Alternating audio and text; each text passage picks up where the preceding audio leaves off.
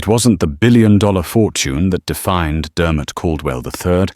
It was the crushing weight of his own boredom. He treated the world as his private theatre, and people as his unwilling actors. One Tuesday evening, in the velvet-draped heart of New York's most exclusive restaurant, he chose his next performer. A black waitress named Hebe Washington, a woman he thought was nobody. He forced her towards the grand piano as a cruel joke, a little spectacle for his vapid friends. He expected a few clumsy notes and a round of mocking laughter. He didn't know he was about to uncage a titan. The Gilded Lyre wasn't just a restaurant.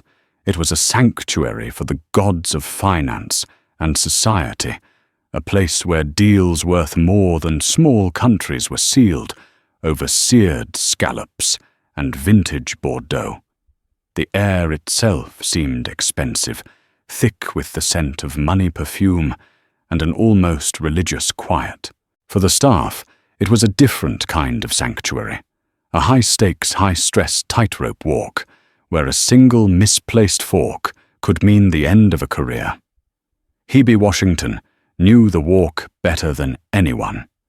For 40 hours a week, she was a ghost in a crisp black uniform, her movements fluid and precise, her face a mask of polite neutrality. She could balance a tray laden with crystal glasses through a throng of oblivious oligarchs without spilling a drop. She could recite the day's specials pan-seared turbot with a saffron-infused foam and micro-arugula with the conviction of a poet, even though her last meal had been a microwaved cup of noodles. But beneath the uniform, Hebe was a graveyard of broken symphonies. Her small rent-controlled apartment in the Bronx was a world away from the Gilded Lyre. It was filled with the ghosts of a different life. In the corner of the living room, shrouded in a dusty white sheet, was an old upright piano. Her mother refused to get rid of it. "It was your father's pride and joy, baby girl," she'd say, her voice thick with memory. "And it was your future. A future that had died 4 years ago on a rain-slicked highway." Hebe had been a prodigy, not just good, but breathtakingly gifted. By the age of 9, she was mastering Liszt. By 16, she had a full scholarship to Juilliard. Her hands, which now expertly polished wine glasses, had once danced across ivory keys, pulling magic from thin air. Her professor, the formidable Dr. Albrecht, had called her a once-in-a-generation talent. Her compositions were her soul laid bare, intricate tapestries of joy, sorrow, and a wisdom that seemed far beyond her years. Her younger brother Leo had been her biggest fan. He was the one who would sit for hours, his head resting against the piano's side as she practiced. "You're not just playing notes, Hebe," he'd say, his eyes wide with wonder. "You're telling stories. You make the piano talk." Leo was the one she wrote for.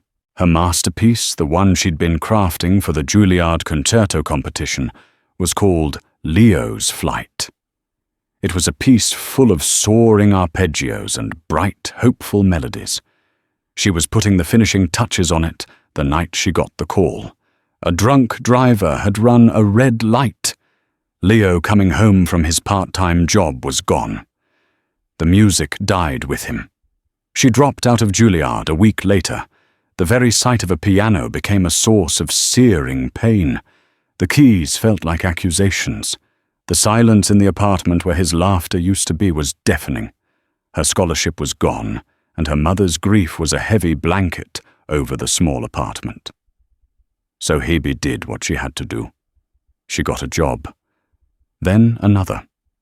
And finally, she landed at the Gilded Lyre, where the pay was good enough to cover the bills and her mother's medication, as long as she swallowed her pride, along with every condescending remark from the clientele.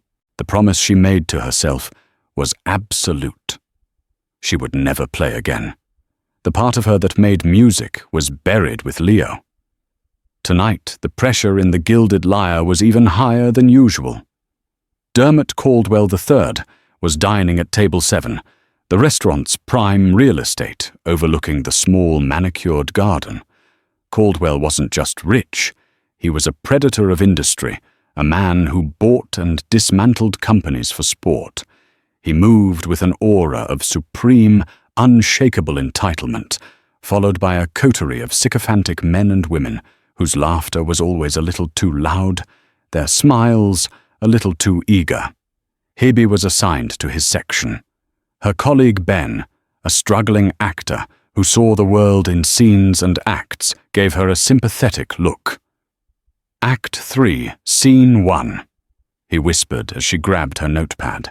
Enter the dragon. Caldwell was every bit the monster of reputation. He clicked his fingers to get her attention. He sent back a $600 bottle of wine because he deemed it insufficiently impertinent. He spoke about her as if she weren't there. You see the problem with this country, he announced to his table, gesturing vaguely in Hebe's direction with a breadstick. No ambition. People content to just serve. It's a failure of the spirit. Hebe's jaw tightened, but her face remained a placid lake. She had mastered the art of dissociation. The man at the table wasn't talking to her. Hebe Washington, the girl who once made a piano weep. He was talking to a uniform, a ghost. The evening wore on a slow crawl of quiet humiliations. Caldwell's party grew louder and more obnoxious with every bottle of wine. The other diners, a collection of New York's elite, shot them annoyed glances, but said nothing. No one challenged Dermot Caldwell. It was during dessert that the idea, like a toxic spore, bloomed in Caldwell's wine-addled brain. His eyes fell upon the centerpiece of the restaurant, a magnificent Fazioli grand piano, its polished ebony surface gleaming under the soft lights. It was there for atmosphere, played occasionally by a professional, hired for special events. Tonight it was silent. A slow, cruel smile spread across Caldwell's face. He looked at his friends, then his gaze locked onto Hebe as she cleared away the dessert plates. I have a brilliant idea, he said, his voice carrying across the hushed restaurant. A bit of entertainment. He pointed a thick finger directly at Hebe. You, he barked. Waitress, you're going to play us a tune. A ripple of confusion went through the room.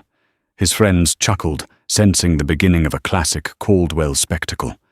Hebe froze the plates in her hand, suddenly feeling impossibly heavy. Sir, I don't play. The lie was automatic, a shield she'd used for years.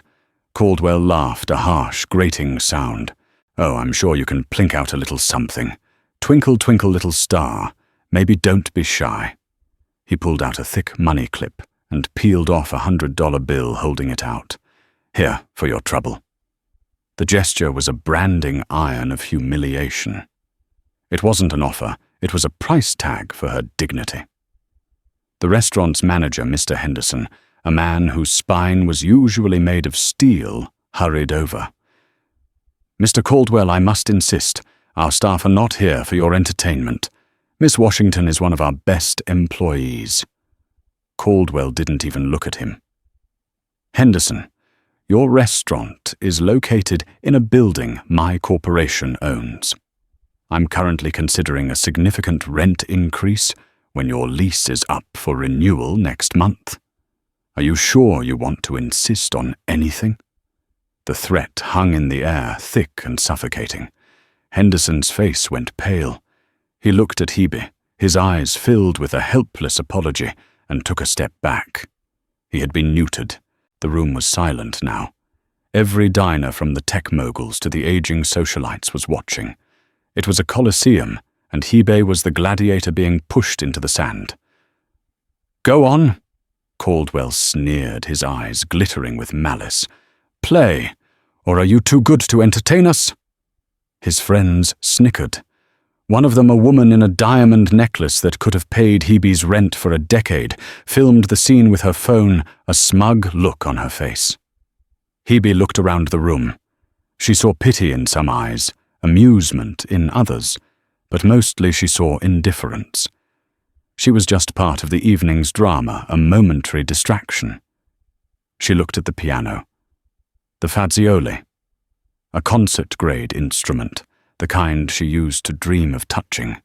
It stood there like a polished black coffin, the coffin where she had buried her music, her brother, her soul.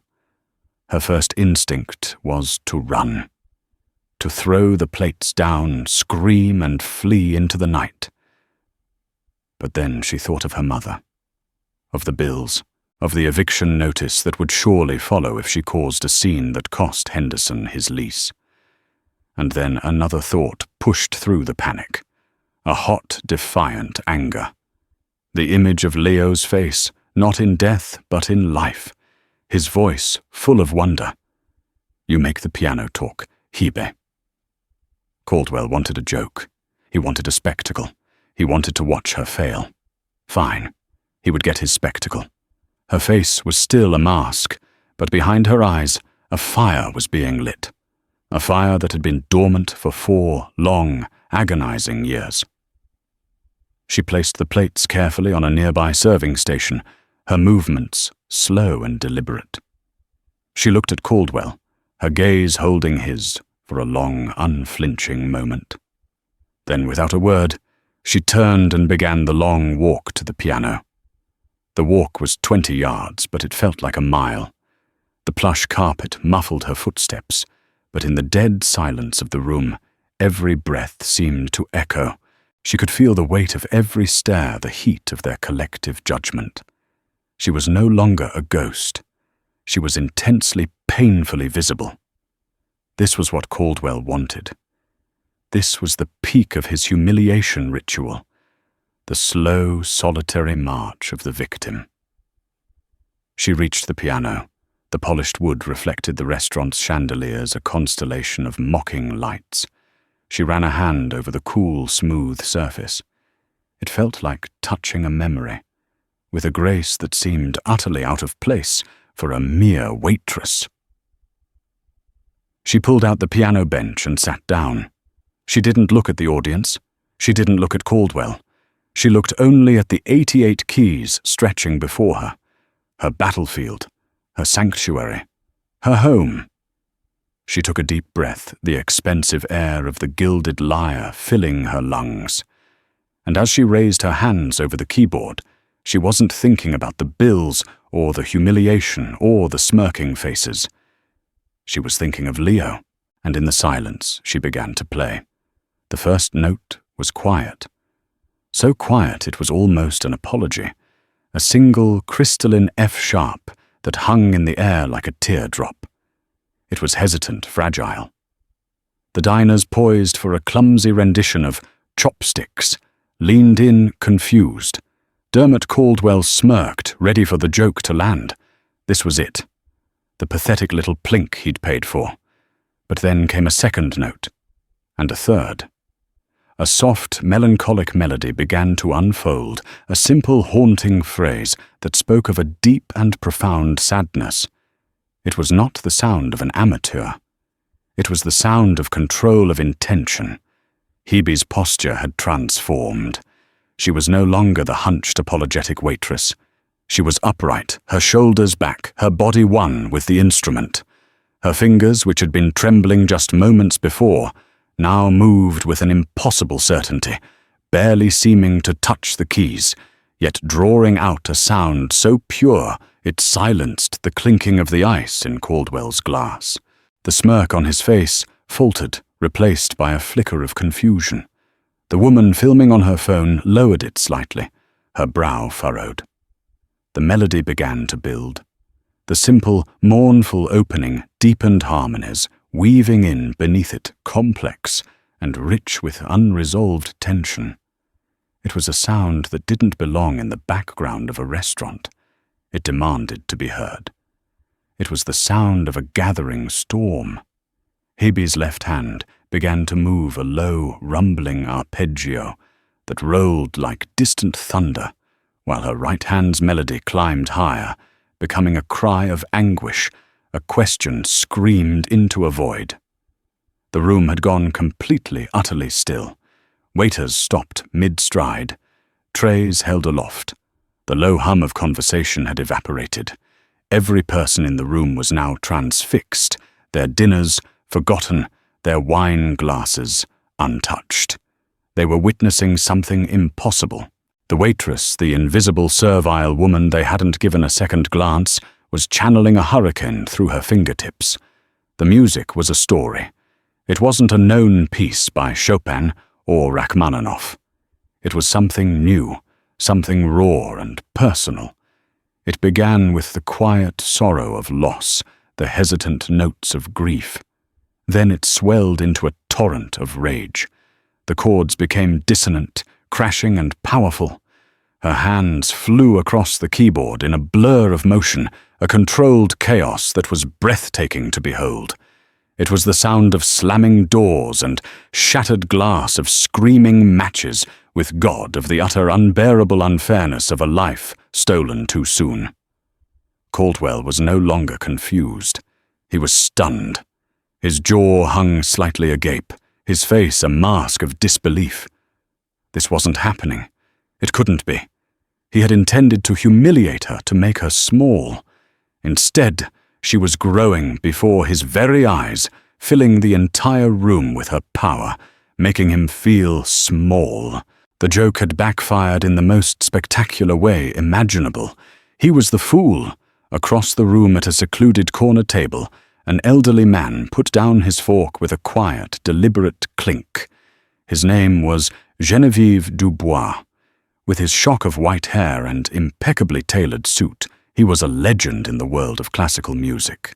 A former conductor of the London Philharmonic, now the most feared and respected music critic for the New York Times, and most importantly, the chairman of the selection committee for the new National Symphony Hall. A word from Dubois could make or break a career, a symphony, a legacy. He had been dining alone, finding the food at the Gilded Lyre pedestrian, but the atmosphere tolerable. Now he was listening with an intensity that bordered on reverence. He didn't recognize the composition, which was in itself a shock. He knew everything.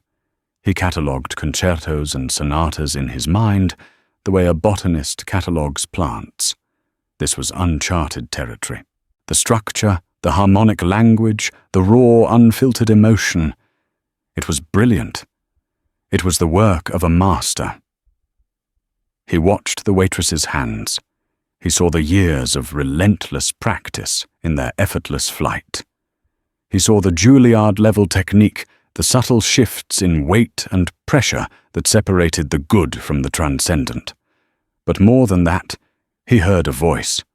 An authentic, undeniable artistic voice, bleeding its pain and passion into the air. The music shifted again. The storm of rage subsided, giving way to a passage of aching beauty. It was the sound of memory, of a shared laugh, a whispered secret, a hand held in the dark. It was Leo's theme, the bright, soaring melody she had written for him when he was alive, now played with a heart-breaking tenderness. It was a memory so vivid, so full of love, that it felt like a ghost had entered the room.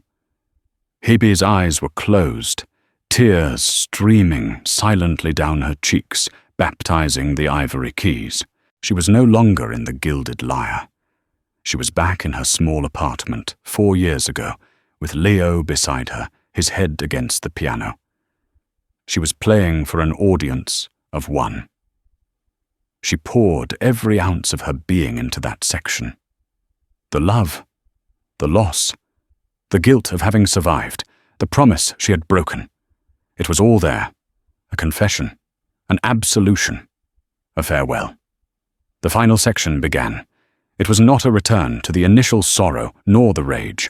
It was something new, a quiet strength, a sense of peace hard-won from the battlefield of grief. The notes were clear, deliberate, and resolute. It was the sound of acceptance. The melody climbed one last time, not with the desperate anguish of before, but with a serene, soaring grace. It was the flight of a soul finally set free. She held the final chord, letting it resonate, filling the vast, silent space. It was a chord of hope, of finality, of a future unwritten. Then slowly she let it fade away, until the only sound in the entire restaurant was the soft, collective intake of breath from 200 stunned onlookers. The silence that followed was more profound than any applause. It was a vacuum, a sacred space carved out by the sheer force of her art. No one moved. No one spoke. They were suspended in the aftershock of her performance. Dermot Caldwell sat frozen, his face a pale, slack-jawed caricature of his earlier arrogance. The woman with the phone held it limply in her lap, her screen dark. Every trace of mockery had been sandblasted from the room, replaced by a raw, humbling awe.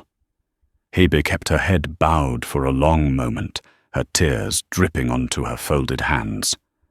The last note had been an exorcism.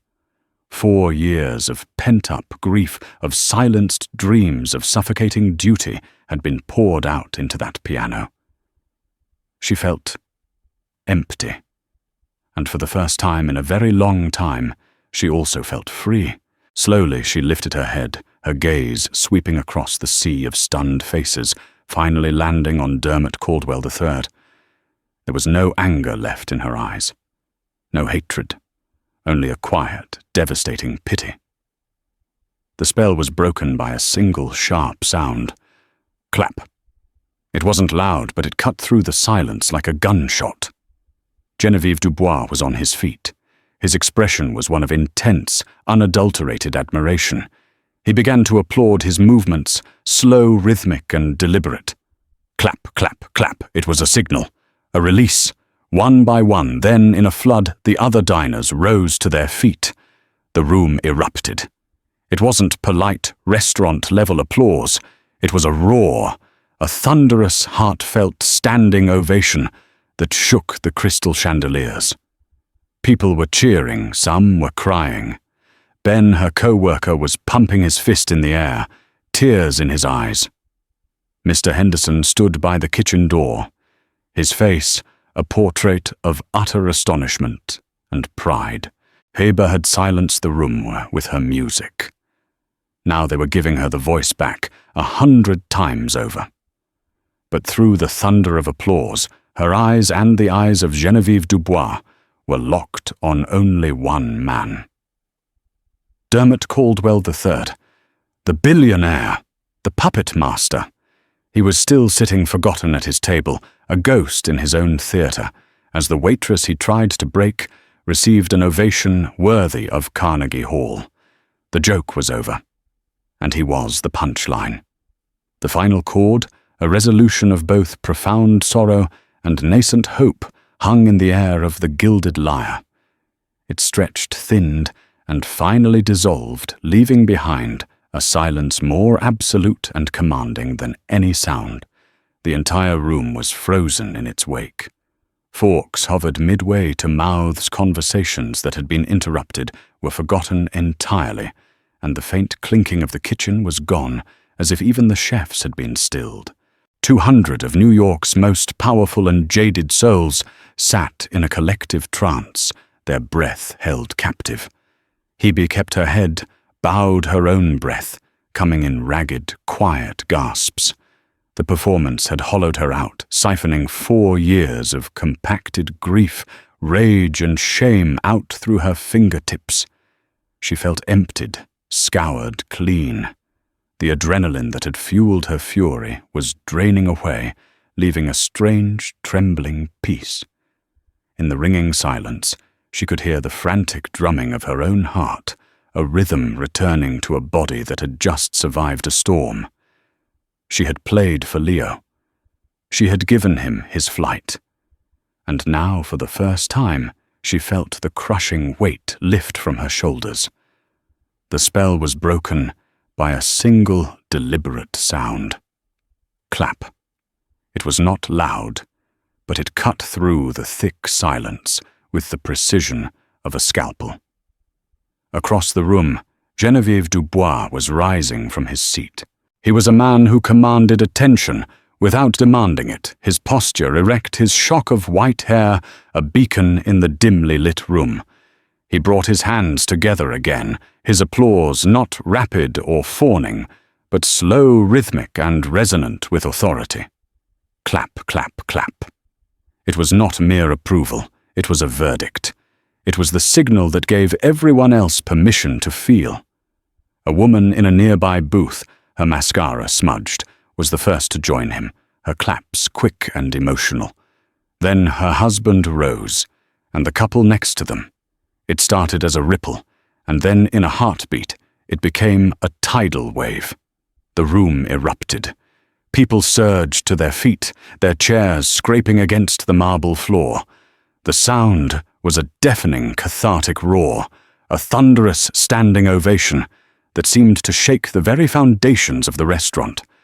There were cries of "Brava," sharp whistles of admiration, and the undisguised sounds of people weeping.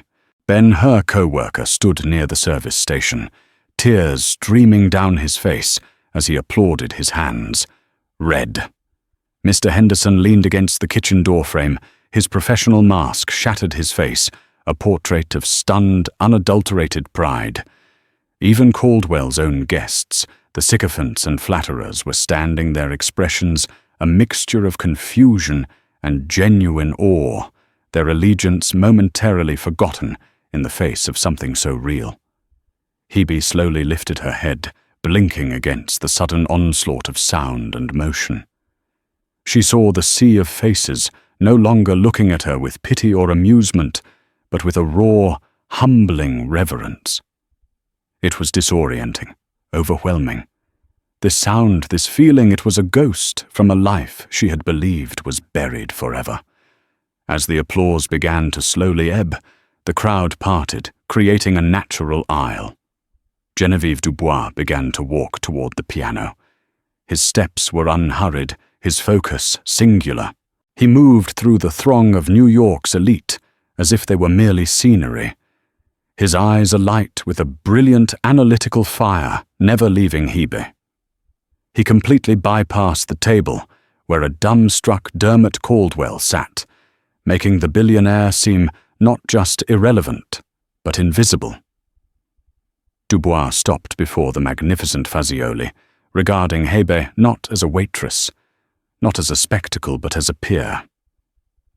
"Mademoiselle," he began, his voice a low, resonant baritone that carried a lifetime of listening to the world's greatest music. "I have been a critic for 45 years. I have heard Horowitz in his prime. I have witnessed Paulini's fire.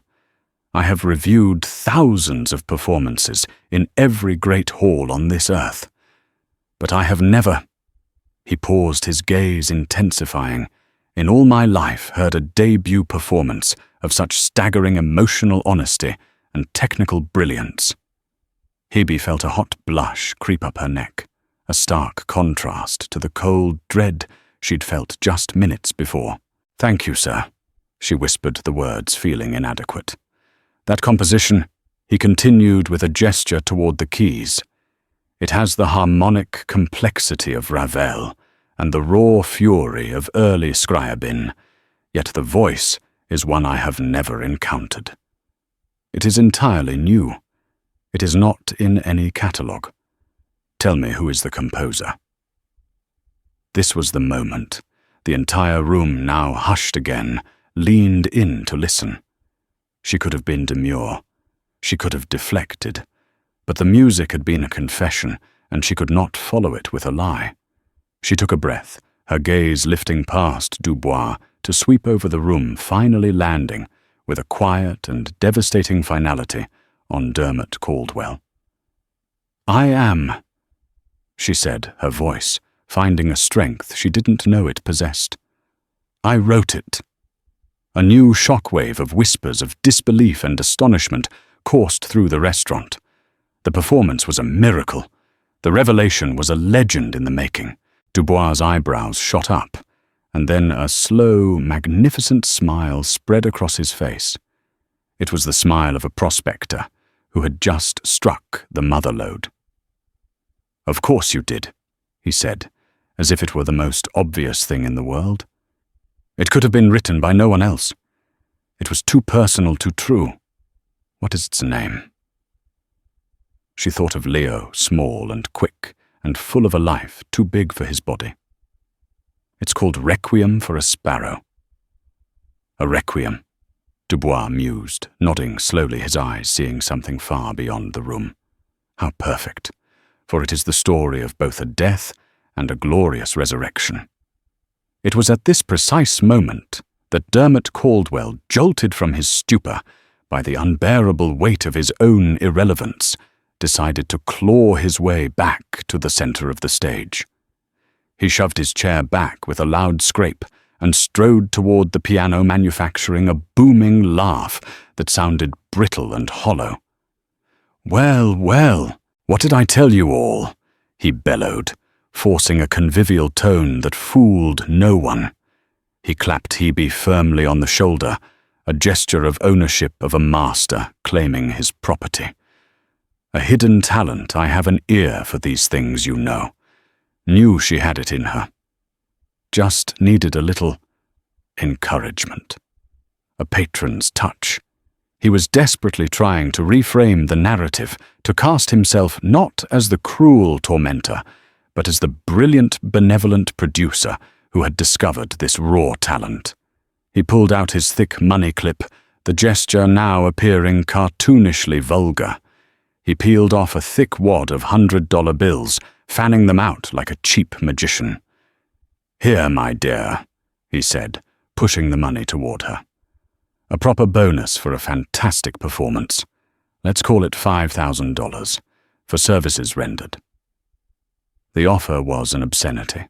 It was a desperate, ham-fisted attempt to drag her masterpiece down to his level, to reduce her art to a transaction, to re-establish the brutal power dynamic of billionaire and servant. He wasn't praising her. He was trying to buy her, to own her story, to silence the truth of what he had done. The room, which had been buzzing with admiration, went ice-cold. Hebe looked at the money in his hand.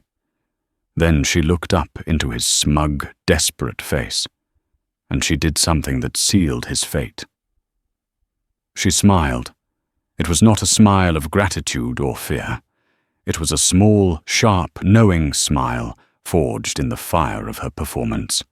It was the smile of someone who had faced down her deepest grief and found that a bully like him was nothing by comparison. "No, thank you, Mr. Caldwell," she said, her voice ringing with the clarity of a newly struck bell. "I'm not for sale." She didn't shout. She didn't have to.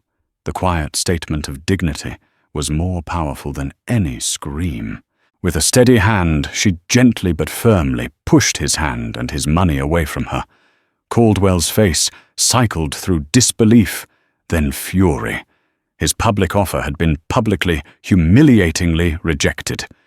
"Don't be a fool, girl," he hissed, his voice dropping to a low, venomous growl. "Take the money.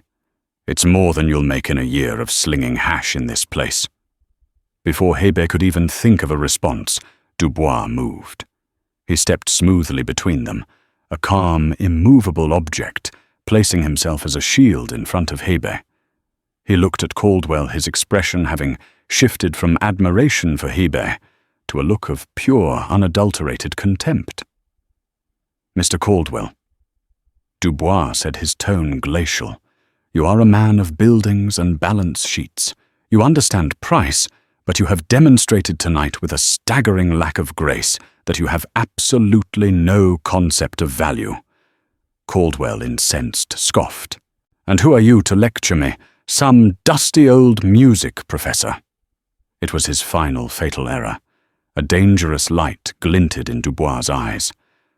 "Among other things," he replied coolly, "I am Genevieve Dubois, and I am the chairman of the board for the new National Symphony Hall project." The name followed by the title landed with the force of a physical blow. The air was sucked out of the room. Even Caldwell, cocooned in his world of corporate dominance, knew that name and the weight it carried.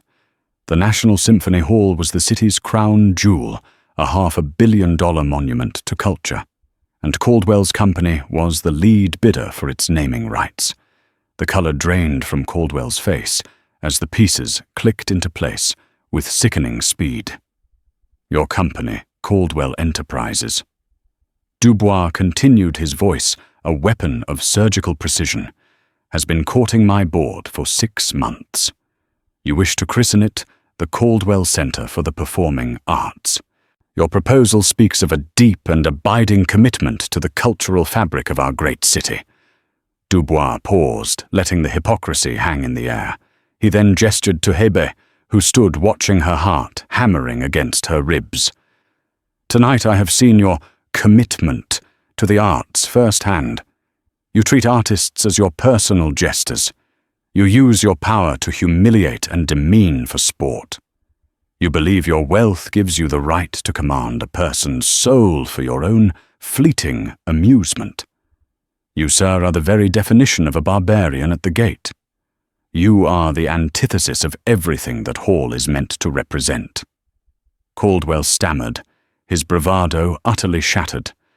Now hold on, this is a misunderstanding. It was a joke that went too far.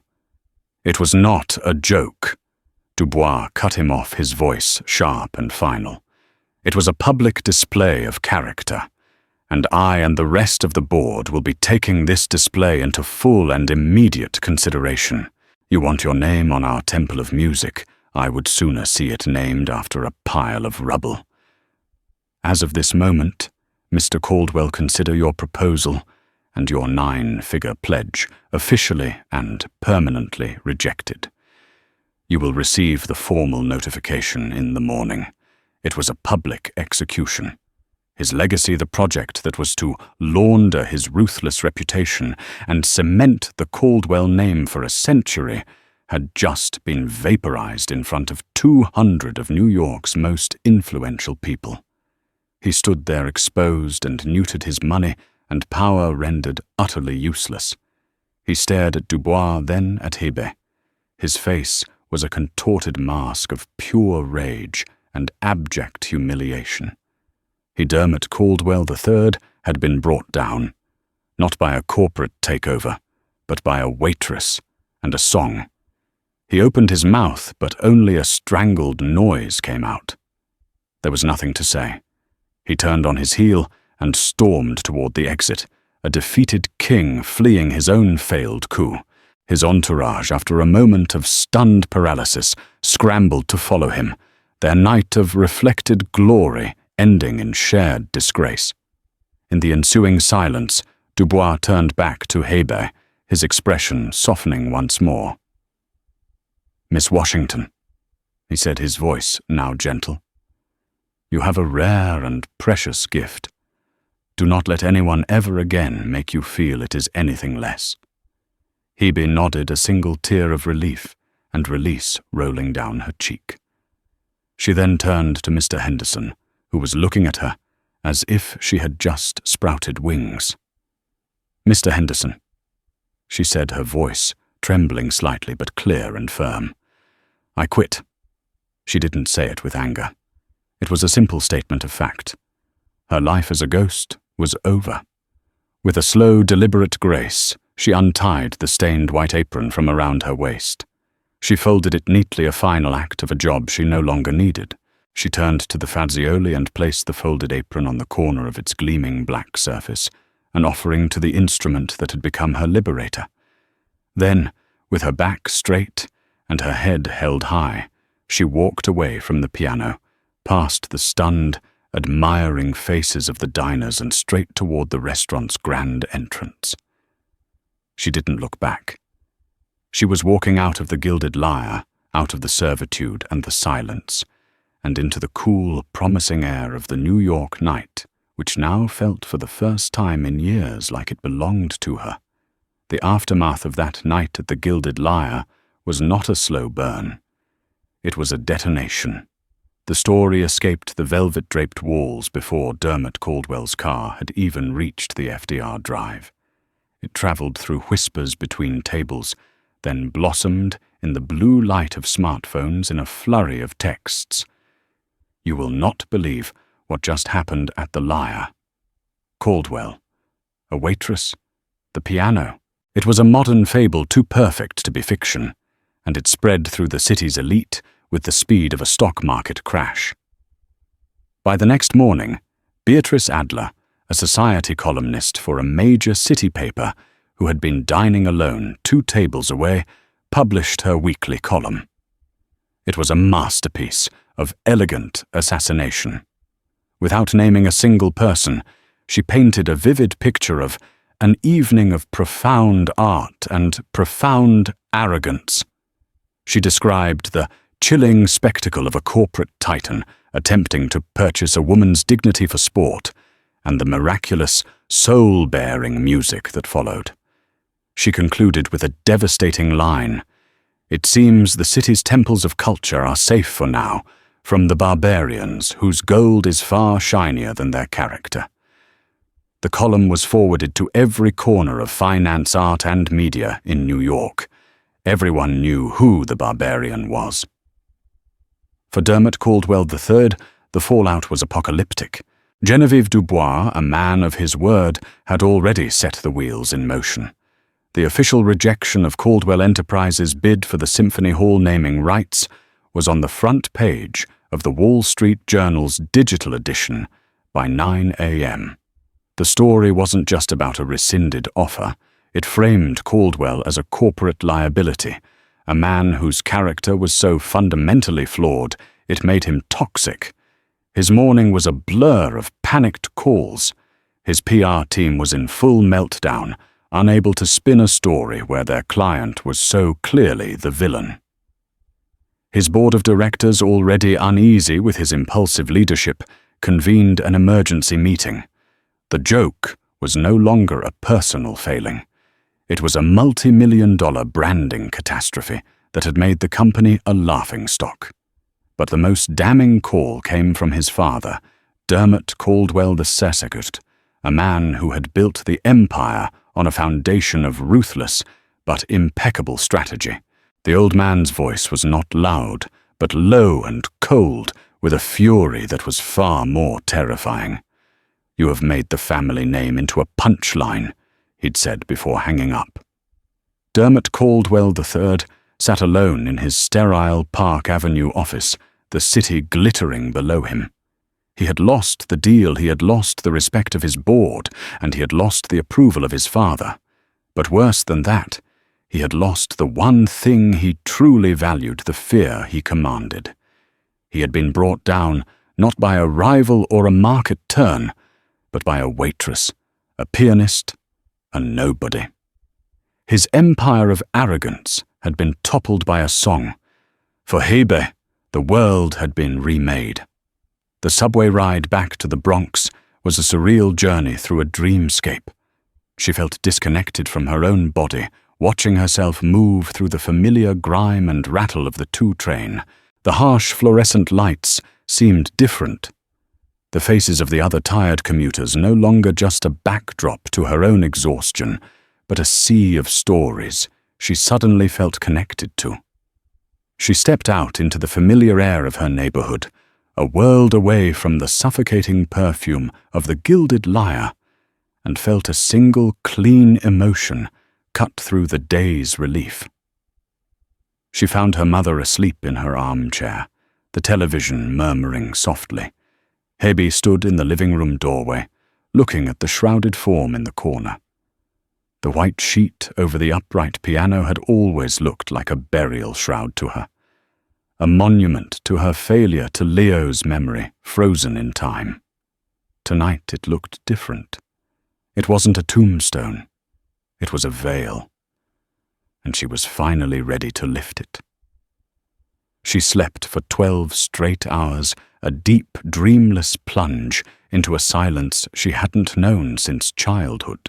It was a sleep free from the gnawing anxiety of rent, of condescending patrons, of a future that felt like a narrowing hallway. She woke to the Sunday morning sun slanting through her window, and the smell of coffee. Her mother was humming in the kitchen, a cheerful sound Hebe hadn't heard in years. Her phone lay on the nightstand, a small black rectangle of dread and possibility. She picked it up. 37 missed calls, dozens of texts. She scrolled through them, her heart thumping. There were frantic, joyous messages from Ben. "Hebe, you are a rock goddess, call me." There were 2 formal apologetic calls from Mr. Henderson offering her job back, a promotion to floor manager, anything she wanted. There were numbers she didn't recognize, which she correctly assumed were reporters. Then she saw it. A single voicemail from a restricted number. Her finger hovered over the play button, her breath catching in her throat. She pressed it. A woman's voice, professional and calm, filled the quiet of her room. "Miss Washington, this is Eleanor Vance from the office of Mr. Genevieve Dubois. Mr. Dubois was exceptionally moved by your performance last night. He believes your talent is of significant cultural importance.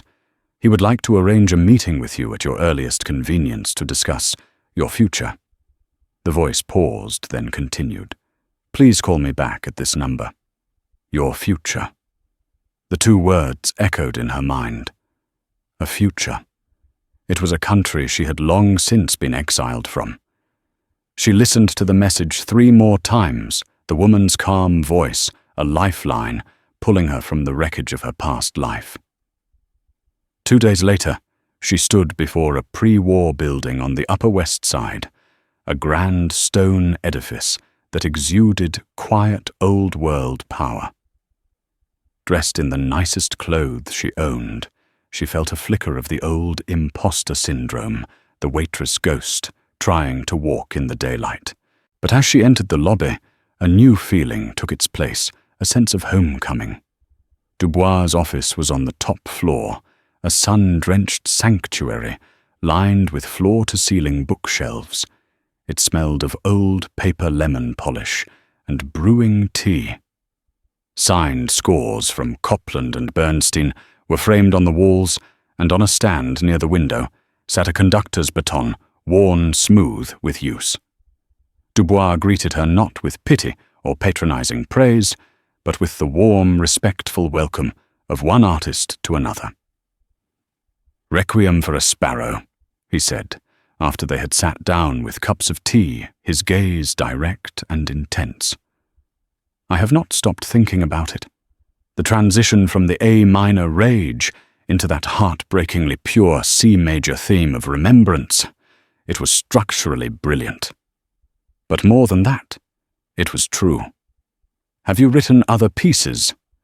Hebe hesitantly at first, then with a gathering momentum, Hebe told him everything. She spoke of Juilliard, the pressure, the joy. She spoke of Leo, her voice cracking as she described his laughter and his unwavering belief in her. She confessed her guilt, the silence, the promise she'd made to herself in the depths of her grief. She spoke of the compositions packed away in a box under her bed, an archive of a dead girl's dreams. Dubois listened without interruption, his expression one of profound empathy. When she finished a tear tracing a path down her cheek, he didn't offer platitudes. "Grief can be a prison," he said softly. "It locks us in the past and convinces us there is no door to the future. But for an artist, Hebe, it can also be the ink with which we write our greatest truths. You did not abandon music. You were simply gathering the story you needed to tell." He leaned forward, his eyes alight with purpose. "I am on the board of the Devereux Foundation.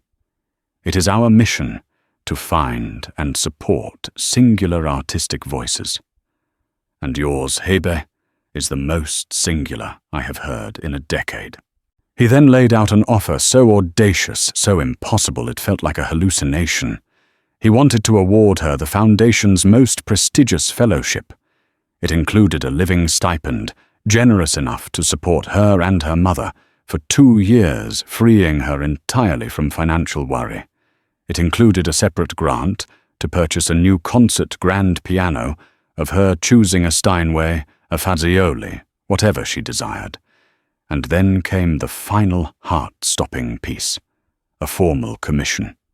"We want you to expand Requiem for a Sparrow," he said, his voice resonating with excitement. "We want you to orchestrate it, to turn it into a full piano concerto. The New York Philharmonic has already agreed in principle to premiere it at the opening of their season next year." He paused, letting the weight of his next words land. At the National Symphony Hall, the very hall that bore the ghost of Caldwell's ambition.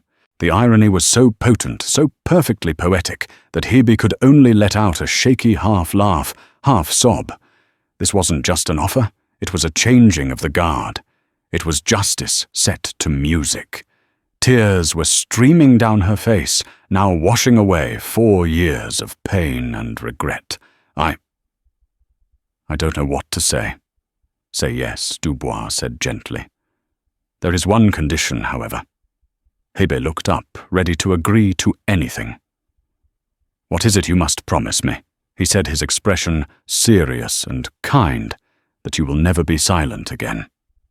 That evening, Hebe returned home.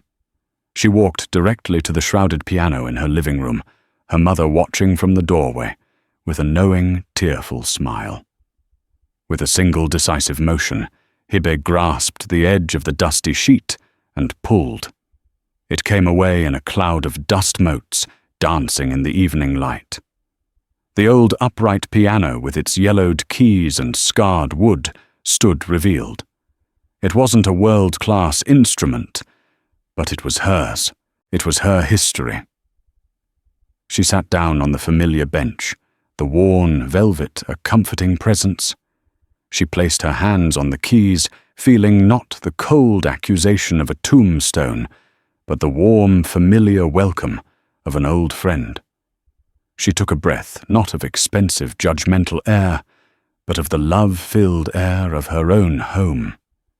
And she began to play. It was not a requiem. It was a prelude, a simple melody that began as a question, full of the quiet hope and lingering uncertainty of a new dawn before resolving into a series of powerful, confident chords.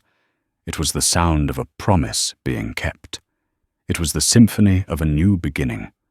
What began as a casual act of cruelty, a billionaire's attempt to weaponize shame for his own amusement, ultimately became a legend whispered through the heart of the city.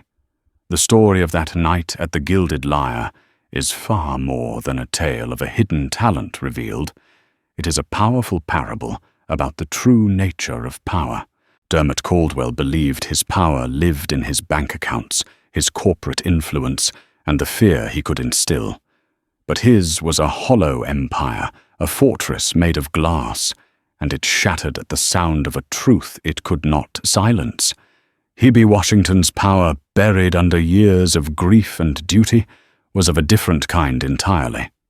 It was the intrinsic, indestructible power of integrity, resilience, and authentic genius. Her performance was not just a beautiful piece of music, it was a reckoning. In those few minutes, her song stripped away the superficial labels of Billionaire and Waitress, exposing the far more fundamental identities of bully and artist. The piano became the great equalizer, an instrument that cared nothing for social status and everything for the honesty of the soul. Her music didn't just fill the room with sound, it recalibrated its moral compass, reminding everyone present that dignity can never be purchased, and true value can never be intimidated. Hebe's journey serves as a profound and inspiring testament to the countless hidden geniuses who walk among us, the artists, thinkers, and leaders disguised as baristas, clerks, and servers. Her story challenges us to look beyond the uniforms and job titles, to recognize the potential for greatness that resides in the quiet corners of our world. It is a stirring reminder that the human spirit, when pushed to its absolute limit, doesn't always break. Sometimes it awakens, emerging with a strength and beauty that can topple tyrants and compose a new, more hopeful reality from the ashes of despair. If this incredible story of resilience, justice, and the transcendent power of art resonated deep within you, please honor Hebe's journey by giving this video a like and sharing it with anyone who needs a reminder that their own voice has value.